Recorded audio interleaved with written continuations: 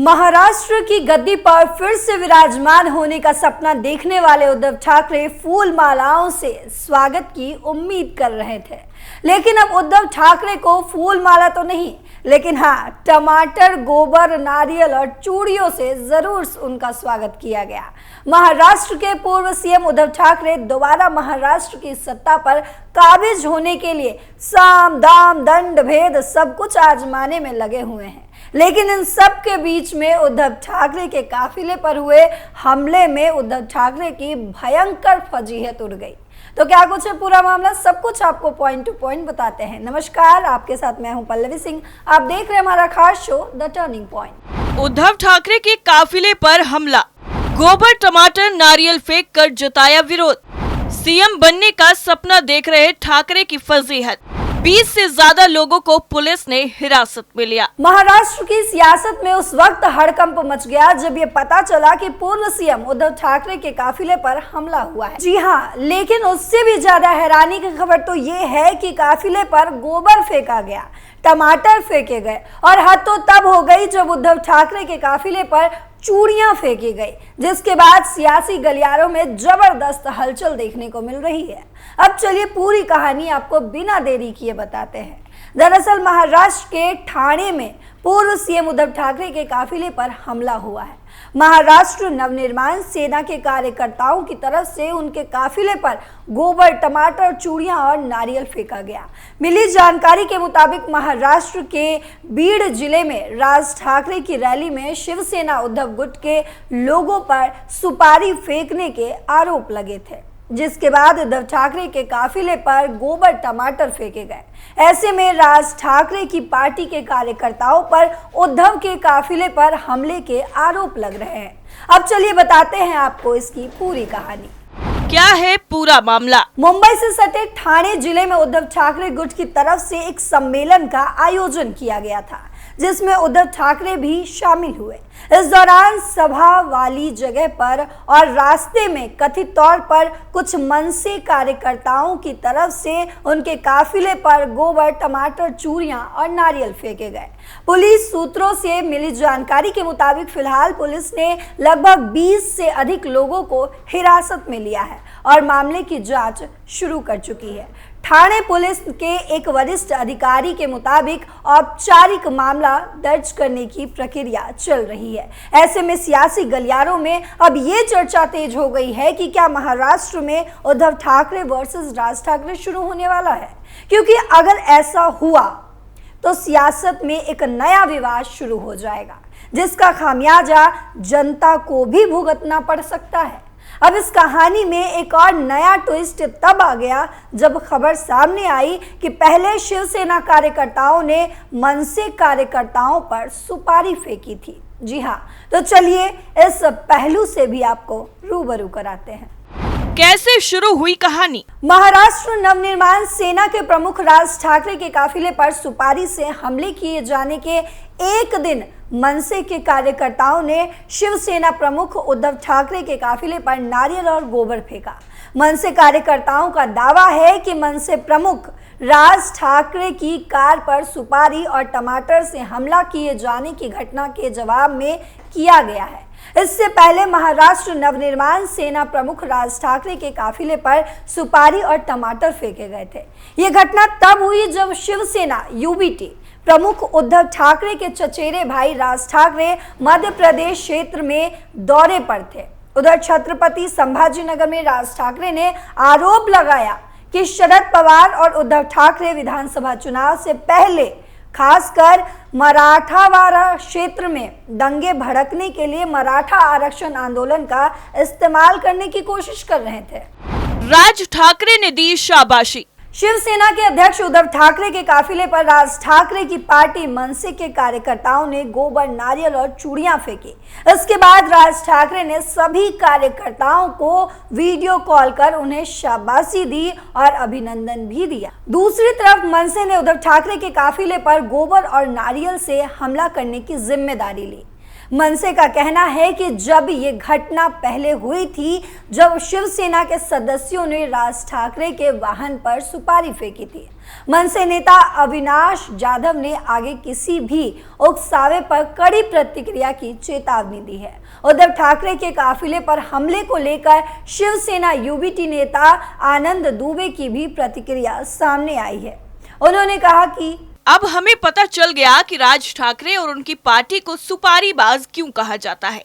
उद्धव ठाकरे जो महाराष्ट्र के मुख्यमंत्री रह चुके हैं, उन्हें Z श्रेणी की सुरक्षा मिली हुई है और वो बाला साहब ठाकरे के बेटे हैं।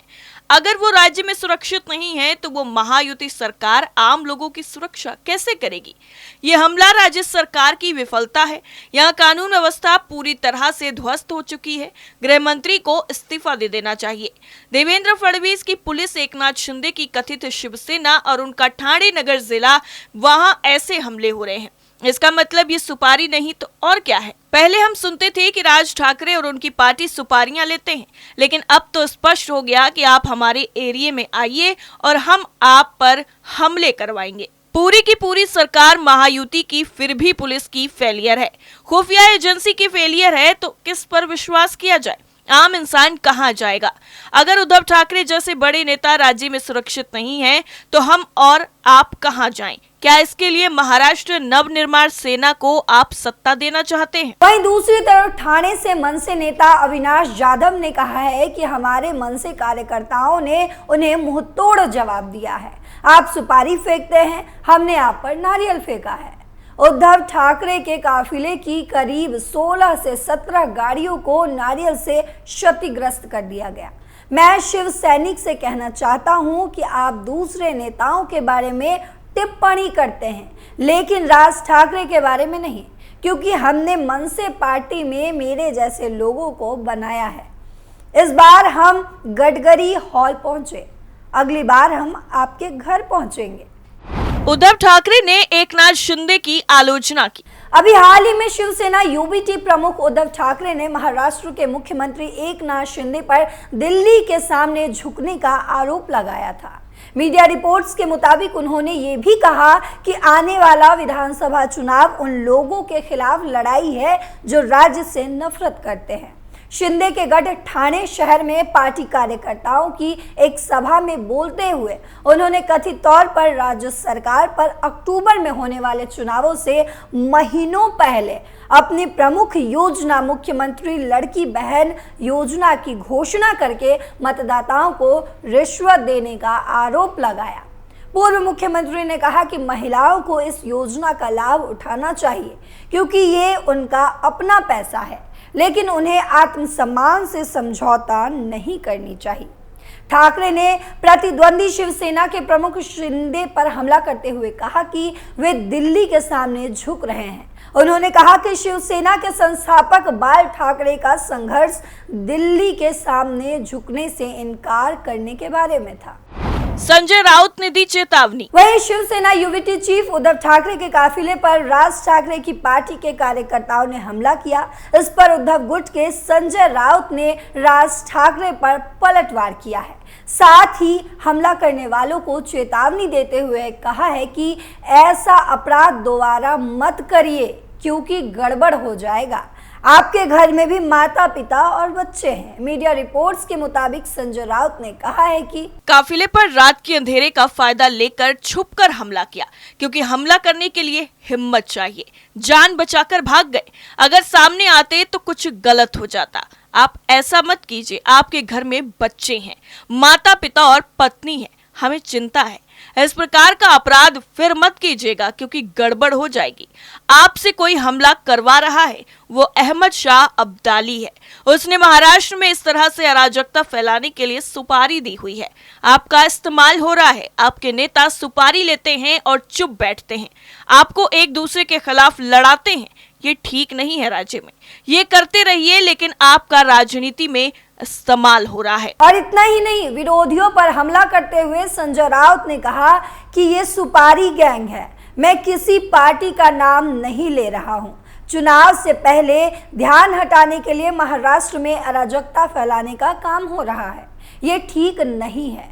राज ठाकरे पर तंज कसते हुए राउत ने कहा है कि हमारी पार्टी की तरफ से राज ठाकरे के काफिले पर कभी हमला नहीं किया। वो हमारी पार्टी की भूमिका नहीं है। मैंने पहले भी स्पष्ट किया है कि नामर्दगी उसे कहते हैं जो अंधेरे में फेंकते हैं और उसे शाबाशी देते हैं। सीएम शिंदे पर निशाना साधते हुए राउत ने कहा है कि सामने आकर कहिए, चुप कर क्यों करते हैं, डरते क्यों हैं। इतना बड़ा काफिला होता है और 50-60 गाड़ियां होती हैं। सीएम कानून व्यवस्था के जिम्मेदार हैं। सीएम गुंडागर्दी की भाषा इस्तेमाल करते हैं। पुलिस और सत्ता हाथ में है, इसीलिए ऐसा कर रहे हैं। छोड़ कर आइए, फिर बताता हूँ। एक दूसरे के बीच ये तू मैं चल रहा है। संजय राउत ने कहा कि आपके नेता सुपारी लेकर चुप रहते हैं, लेकिन आपको एक दूसरे के खिलाफ लड़ाया जा रहा है। ये हमारे राज्य के लिए सही नहीं है। मैं किसी भी पार्टी का नाम नहीं लूंगा, लेकिन वे लोगों को भड़का रहे हैं क्योंकि महाराष्ट्र में विधानसभा चुनाव होने वाला है। यानी कुल मिलाकर देखा जाए तो महाराष्ट्र में विधानसभा चुनाव से पहले जबरदस्त हंगामा देखने को मिल रहा है।